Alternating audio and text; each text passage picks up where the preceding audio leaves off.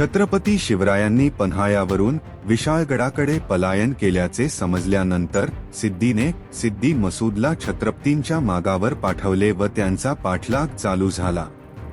मसूदच्या सैन्याने मराठ्यांना घोडखिंडीत गाठले. अशावेळी बाजीप्रभूंनी छत्रपतींना विशाळगडावर पोहोचून तोफांनी इशारा करत नाहीत तोवर ही खिंड लढवली जाईल असे सांगितले.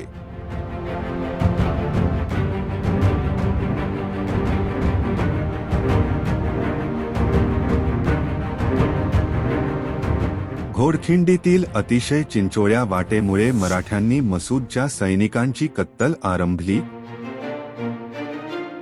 शरीराला असंख्य जखमा झाल्या असतानाही बाजीप्रभू, फुलाजी, संभाजी जाधव, बांदल यांनी मोठा पराक्रम गाजविला.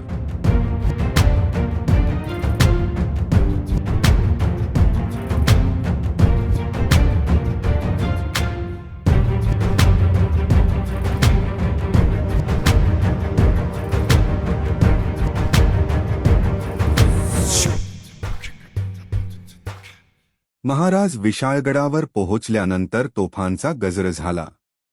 इकडे घोडखिंडीत बाजीप्रभूने तोफांचा आवाज ऐकल्यानंतरच समाधानाने आपला जीव सोडला. या युद्धात मराठ्यांचे जवळपास सर्वच 300 मावळे कामी आले तर मसूदचे जवळपास 3000 सैनिक मारले गेले.